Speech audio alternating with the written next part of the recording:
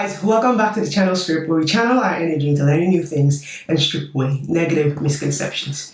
In this video, I'm super excited to be here and to just share a new aspect of myself, and that is to let you guys know that I am a 9-month-old doctor. Recently graduated from University of Limerick in 2022, and it's been a whirlwind of a journey.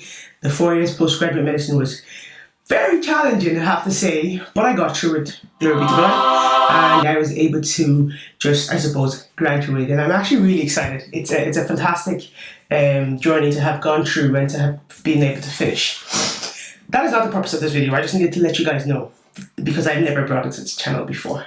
The purpose of this video is to share some of the struggles I've been having since becoming a doctor. And it's actually primarily related to communication. So as a doctor over the last 9 months, I've been put in certain situations where I feel like I wish my communication skills were better. They would have served me better if I had handled the situation differently. And in saying that, I reflect on my time in UL as a medical student, and I have to say they did a tremendous job of teaching us clinical skills in terms of, well, how to do our exams, how to pick up diagnoses, how to talk to patients. There was a lot of time and effort put into how to talk, and I remember looking back on first year going, I can hold a conversation, this is a bit over the top. But then as the years go by, you realize it's really important. You see other doctors when we're on practice, on placement, and you're like, wouldn't do it that way. So I'm really appreciative of that experience, and I know that it has stood to me very well. I can handle difficult conversations with my patients. I can handle really, areas of life that is hard to tread around, and even just telling people bad news, telling people what's happening and explaining things. It's really challenging, but I'm well prepared for it. On the flip side to that, what hasn't been well expunged on, or something that I feel that I haven't been well prepared for, is the amount of times I've had to deal with difficult scenarios with my colleagues. That being my own colleagues who are on the same level as myself, such as interns, seniors who are essentially our bosses in the scope of practice in the hospital, nursing staff, who we deal with a lot of the times, like all day, every day. You're communicating with your nurses about the patients and about all sorts. And finally, the MDT team at large. Nobody prepared me for how well I needed to communicate in these scenarios. I'm just flabbergasted, really, by how unprepared I was for how difficult navigating these waters can be. And now looking back over the last 9 months, I think that there are two primary things that I feel has helped. And those are the things that I want to share with you guys. Number one is body language. 70 to 90% of how you communicate occurs without you opening your mouth. That is something that we all think we know, well documented, well said, but it's something that we don't necessarily reflect on in the scope of practice of our daily lives. So I just want to bring an analogy into the picture. Let's think about the car. Let's think about driving. I'm very recently learning how to get on the road myself. So let's think about driving. I think working through the gearbox is something that I want you to imagine a gearbox, and I think it's something that's really helped me. I want you to imagine that getting up to gear 4 and 5 and 6 is really good. You're steady, you're moving one direction, you're on the M50, you're blazing down that thing, and you're just making progress towards your destination. Everything else is either preparing you to get started in gear 1, or getting around the bend, moving, turning, navigating a space gear 2, and gear 3, we're working up that. Then I want you to think about your emotions in this manner. Think about your thoughts in this manner, and this is something that's helped me. You're in the heat of a moment, you're in a very heated argument, or what's about to become a heated argument. You're in the space where things are getting tense. Now, this is not just in the workplace, this could be within your family, your relationship, your friends. When you notice that, hey, I'm stressed, this is tense, this is taking a turn, I want you to think about your thoughts, and I want you to think about each and every one of them as they're coming in. As you're speaking, you're thinking in your brain and you're going through yourself, is this something that's good for me, good for the other person, good for the situation? Is this a thought, or is this the manner in which I want to communicate this? Do I really want to say this, and do I want to say it in this way? If the answer is no, you need to bring that down all the gears. If you are in gear 6 on the highway, screaming at the top of your lungs, you need to tone it down, bring it down, work it down, and go to gear 1 on that. In fact, you need to discard that. And if you're thinking to yourself, no, I like the way I'm handling myself, I'm standing my ground, I'm in the right, my tone was level, I'm not raising my voice, my face isn't doing weird things, my eyebrows are not shooting upwards, I'm being professional in every sense of the word, then you need to work those gears up. You need to work gears from 2 to 3 to 4, and you need to be on that highway. Because while there is a place for turning around and saying, okay, I'm wrong, there is also a place for standing your ground and say, actually, I don't feel comfortable doing this. Actually, I have way too much on my plate. I'm sorry. Do you mind maybe sharing this workload better in a different manner? I don't feel that I'm getting the best. I don't feel like I'm putting myself in the best position to get this work done because I'm overwhelmed because of so on and so forth. The reality is, in the healthcare system, it is very difficult as a junior member of the team to communicate your difficulties effectively. Boy, oh boy, it's hard. It takes discipline, And what I find personally is I hate conflict. I don't want to argue with you. I don't want to fight with you. I want to have a good time. And so what I do instead of addressing the issues that are clearly bothering me is I ignore it. I literally run the other direction. But then that pent-up anger and frustration manifests in other ways, in body language, in the tone of your voice, in the effectiveness of your work. And either way, you're shooting yourself in the foot. So you just have to get down and dirty and communicate effectively. That's what I've learned. So just to go back to the whole body language thing, first of all, I'm telling you to recognize your thoughts and to work them up, either down or up in the gearboxes as necessary, as is important. But I also want to just talk a little bit about body language. You can say to someone, I really want to help you. I really want to help you right now. That's not communicating help. In fact, you're terrifying me. You're scaring me. You've got to think about the tone of your voice. Your shoulders. Are they bent, curved? Are they loud and posturous? Your length. Like in medical school, they would tell us not to tower over our patients, to be on their right-hand side, to be level eye, but when it comes to our colleagues, nobody tells us these things, And so it's really important to think about that. Am I towering over this person? Could this be misconstrued? It's your responsibility to ensure that your message is delivered in the most clear way possible. That's your job. Whether they understand it the way you want it to pass it across is a different thing, but you can only try. And I've come to find that whether you're saying to someone, I'm here to help you, I'm here to support you, but your body language, the tone of your voice, your tone of your voice and your face is not saying that, then it's not working out effectively. It's not working out the way you think it's going to work out anyway. So we need to think about that. We need to reflect on that a lot. I smile because I've gotten caught in this quite a number of times, and I've started to dial it back in, and I find that if you're in a bit of a sticky situation, step back a little bit, step back, pause, and eye contact. Bro, that is powerful. Again, as part of my way of dealing with conflict, I tend to look away. In fact, I look away a lot. I look at the ground, I look anywhere but your face when I'm upset. And I've come to find that it doesn't help. It actually makes you sound ingenuine, makes you sound dishonest, makes you sound like you're lying or you're not speaking your truth. So I now try my very hardest. I step back, I look at the person square in the eye contact. I will be able to tell you the color of their eyeball by the end of that conversation. And I say to them, look, I'm really sorry. Always start off apologizing. Apologizing is not necessarily saying, I'm sorry that I'm wrong. It's not always about that. In fact, it's never really about that. It's about saying, I'm sorry that you're upset. I'm sorry that you're impacted in this way. It's about the other person. You're trying to get them on your side. You're trying to tell them, we're on the same team. And I'm sorry that whatever the situation is has made you feel the opposite way. So you start off with stepping back, giving them that eye contact. It's very hard these days in the COVID world. We're still wearing masks in the hospital, so oftentimes a smile isn't able to, or the totality of your face. So sometimes they have, from here to up to there. So you got to make sure there's no frowns.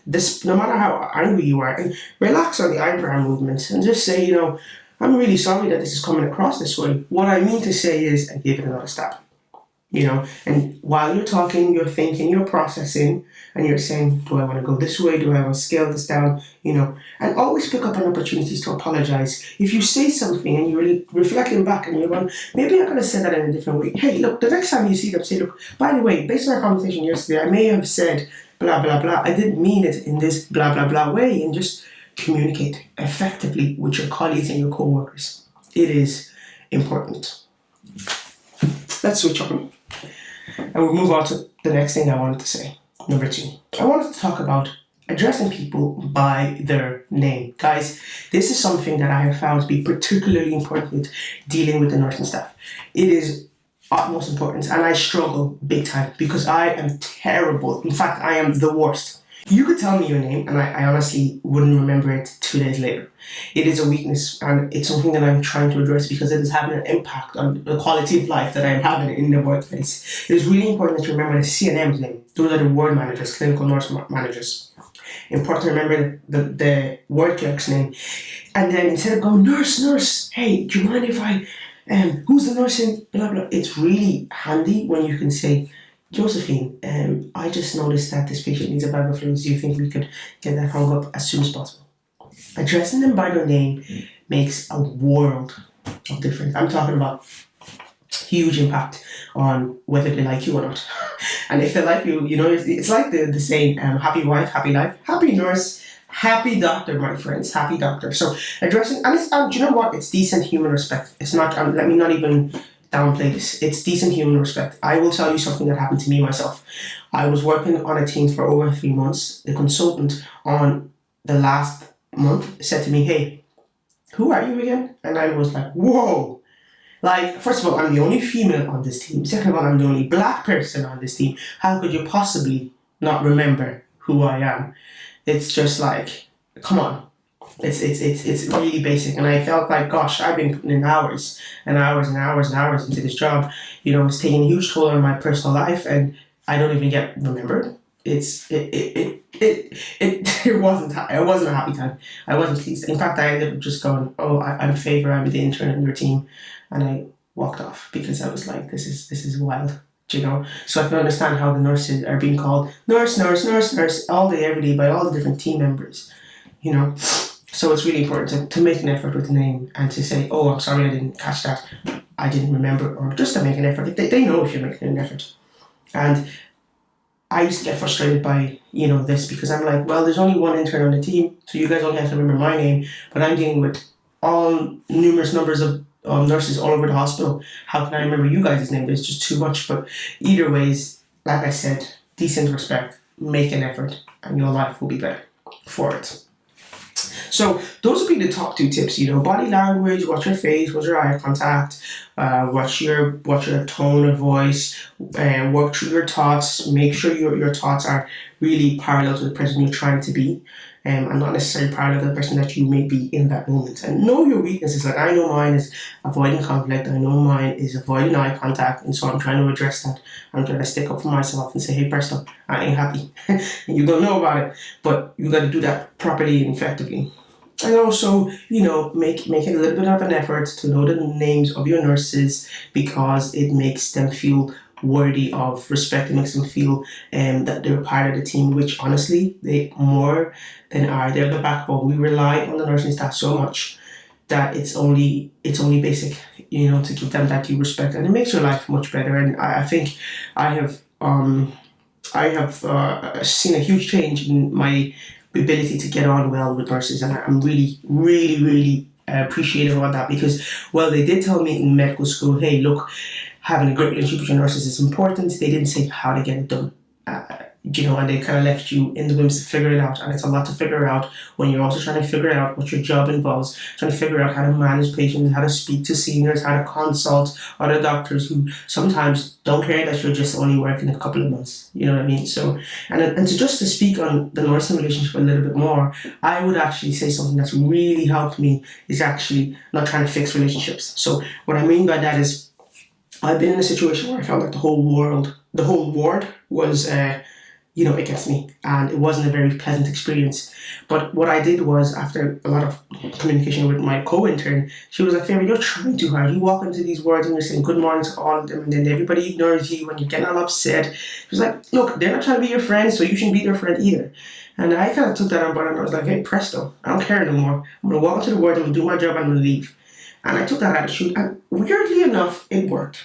What ended up happening was I was ignoring everybody, doing only what I had to do, speaking to them only when I had to, no extras, no nothing, no how was the weekend, nothing. It was a very cold experience. However, I started to notice that one or two nurses would be new on the wards who wouldn't know me, or some of the nurses would be nursing students, and I would hit it off with them, and I would just let that flow. So we'd be chatting on the wards, and we'd be laughing, cracking jokes, and I'd be helping them out here or there. They'd be helping me, and I started to observe how the other nurses were looking at this interaction, like literally staring at us, going, "Where is that coming from? Claire's not like that." But then over time, they started to relax. And then I could just be myself, which is a true, happy, bubbly person, you know? So it ended up being a case where while they observed me just be me, they were like, okay, maybe she isn't all that bad. And they changed a little bit, and I responded big time to that, because all you need is a little bit of an ounce, and then you can run with that. So when they gave me a bit of an in, I ran with it, and by the end of that rotation, I was chilling and chatting with 95% of those nursing staff. I think there was only one person that I wasn't yet on good terms with. And honestly, it made me realize this is the way to go. And, to even go further on that, when I then got onto my next job, because we rotate every 3 months. So I've done 9 months now. So, yeah, so 3 different jobs at this point. And I'm soon going to be rotating to my final 4 months, final 3 months, so my 4th rotation. But anyway, when I got onto the next job, I noticed that the CNM there was a bit cold. It was almost like she didn't want to interact with the interns. I was like, okay, I see how you are. I ain't going to try, because I already know where this is going. I'm not even going to bother myself. I'm going to go in there, do my job, speak when spoken to, and leave it at that. And then I hit it off with the word clerk, because one thing I've learned is word clerks are key to happiness. You want to get something printed, faxed, emailed, little things around the hospital. They know stuff. Like, they know stuff that will help you day to day.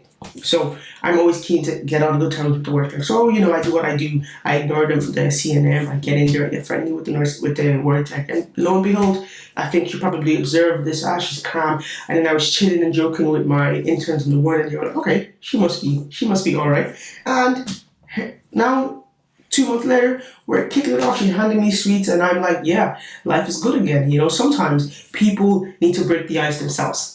Going in there, going in strong, going in hard, trying to go, hey, I'm this person. It just doesn't work. Sometimes let them observe you in your space, in your natural habitat, talking to patients, talking to your colleagues, talking to other members of the hospital, and let them see that she's a sound person or he's a sound doctor, and then they'll warm up to you. So those would be my top tips. That's my experience so far. It can be very, very hard, and I wish I was watching this video before I started in tenure. It would have helped me a ton. Do you know what I mean? But look, here we are. This is why YouTubers do what they do, and I'm super excited to bring more videos about my experience as an intern, experience as a doctor, medical student, all of that kind of stuff. I'm really excited to bring that to this channel and to introduce this aspect of myself. So here's to having something new learned, and here's to deconstructing a misconception, the challenge stroke.